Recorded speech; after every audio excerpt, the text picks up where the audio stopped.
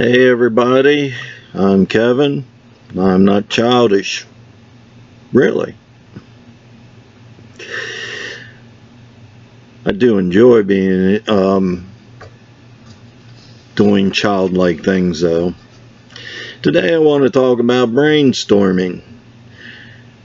It's a really good exercise to broaden your mind and to allow you to break down walls that you have in your preconceived ideas that you have on just about anything. Well, on anything.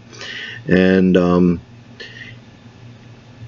to start with, though, this came to me because I worked in a company where we got a lot of training from outside companies. In fact, this came from Allied Signal, a company that builds aircraft parts and things like that.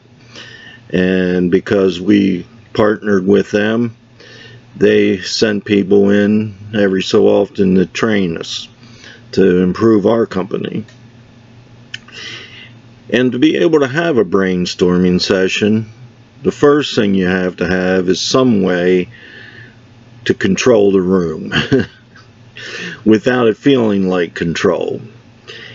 And so instead of having someone head the discussion for whatever reason you're brainstorming, you would assign a facilitator. The facilitator, though, doesn't determine the agenda. The agenda is determined by the goal that is hoped to be achieved. And the facilitator is there just to try to keep the rowdiness to a minimum. If a person gets out of control and is talking too much, they have the right to rein them in. And of course, if someone isn't talking, they have the right to challenge that person to give their feedback on it. I've been in them, and I can tell you that, yeah, it's hard to hold some of these guys back, and it is hard to get a good answer out of some of the others. However, once you get them used to it, it really does work. Everything balances out. It's amazing. I mean, I've been in a group where this one guy I swore never could be trained to keep his mouth shut. And yet, he does a great job now. It's just like anything. You're used to something and you have to change, you know. And in his case, he would get off the subject a lot, and his stories were great, but they had nothing to do with what we were trying to accomplish. And after interrupting him a few times and asked him what that had to do with the subject and things like that, he turned around quite well. Other people, a lot of times when they're not talking, they think it's a bunch of horse shit. And they'll tell you if you ask them. And there's nothing wrong with that. You got to be ready to accept that. But after a while, they start seeing that their input could make a difference. And so then they start to get involved. So how do you do all this? Well, on a personal level, I'm not trying to teach you how to deal with a company, but in a company, they establish a list of rules, but the rules are written by the people that are in the meeting. You know, no cross-talking, you know, no interrupting a person, no ideas are bad ideas. Things like that. Just general respect for other people, which is something we, no matter what age, time and time again, it shows that we have no respect for other people.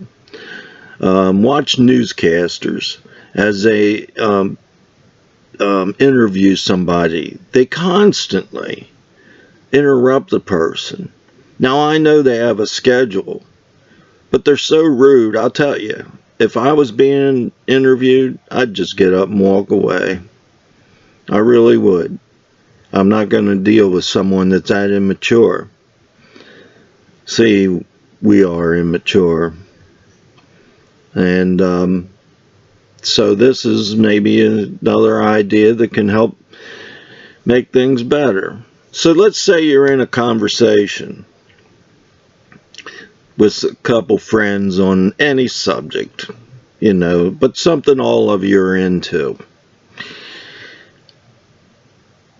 There are no bad ideas. Open your mind up right away to that. Okay?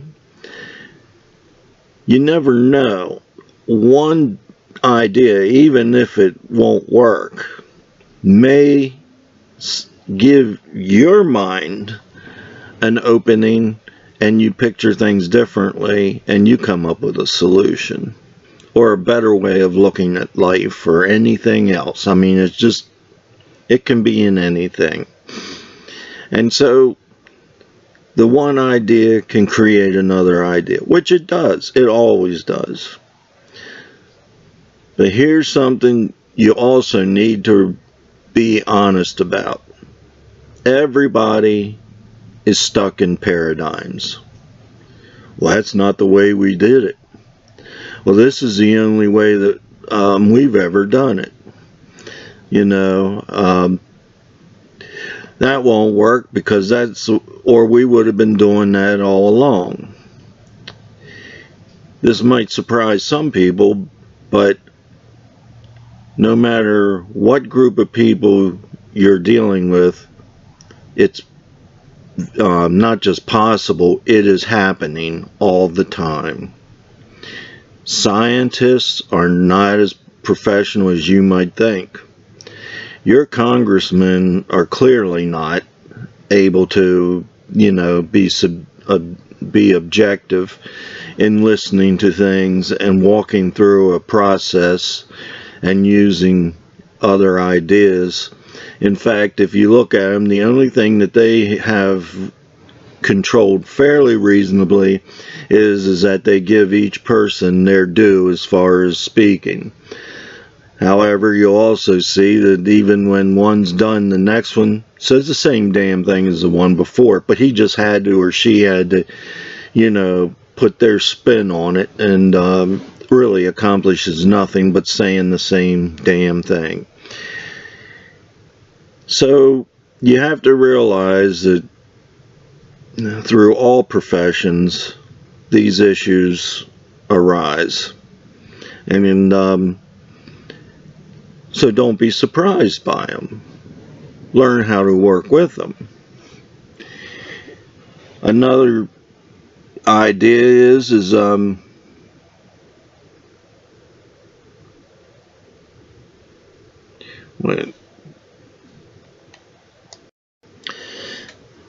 another part of a discussion, even with a group of friends, that helps make what's being said more acceptable by the group, is to tie into other people's statements. You could be talking and say, you know what, if I take Jeff's idea about such and such, and we use Dave's idea about this and that, and combine it like this, I think that actually would be a really good solution. Now you have their ownership in it as well. I also would suggest that if one person is running the conversation, hopefully it's not you, but if it's one person running the conversation, interrupt them and say, hey, let's give, Jack a chance to say a few words. I see him thinking. I'd just like to know what he's thinking about, We've heard enough from you for now. Let's hear what he has to say and we'll get back to you. it'll make you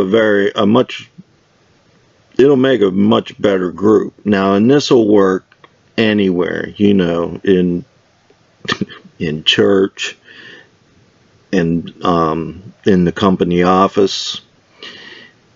All these ideas of having your own mind open and listening, but then in a strange way facilitating.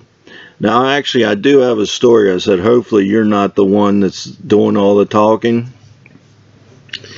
I don't know why it took me so long to learn this one, but somewhere along the way, I was, you know, reading or watching a show, and it said, you know, you gotta listen to the other person. You can't just do all the talking.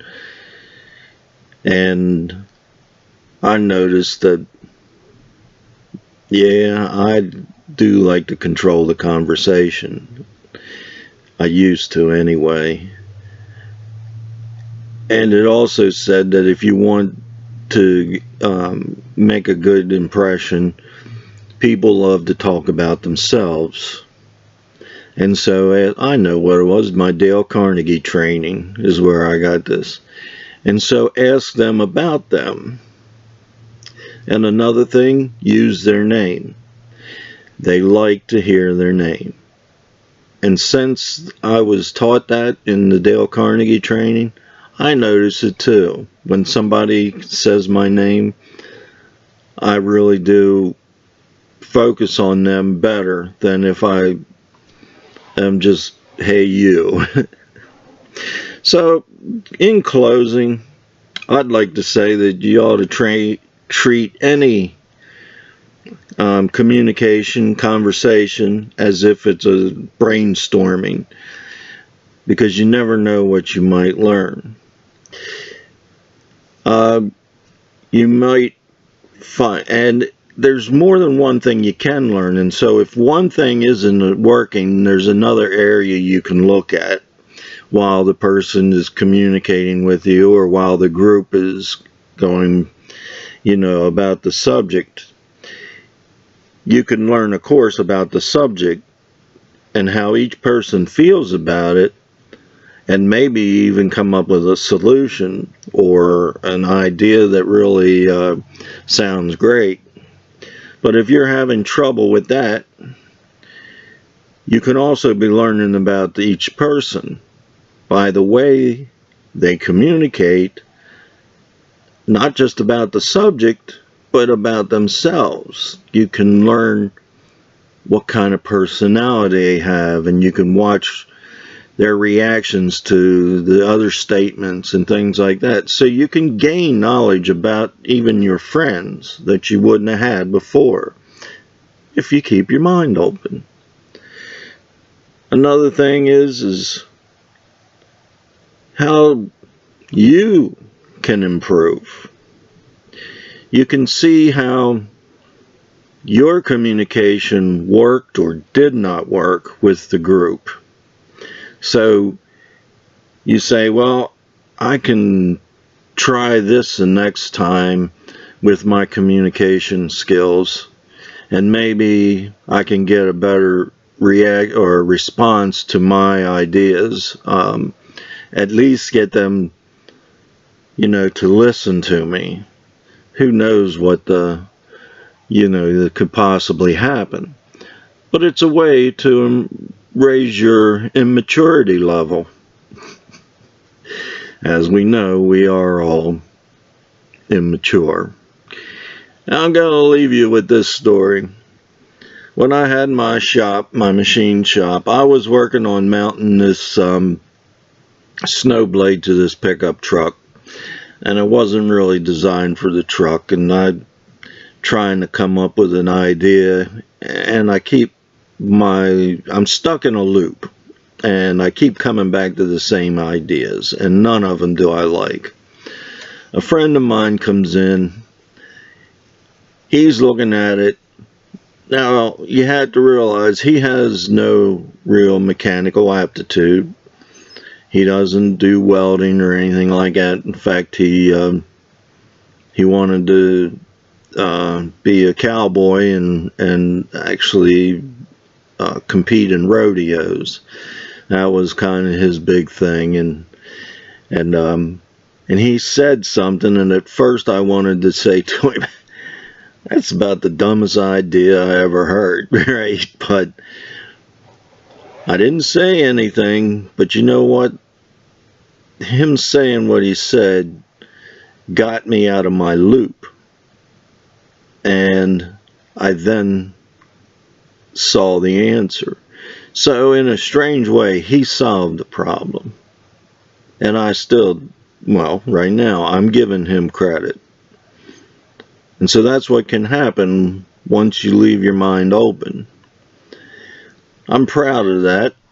You know, I'm not going to say it happens every day, but I am proud of it, and I try to follow that philosophy. And I challenge you as well. Do the same thing. Thanks for listening.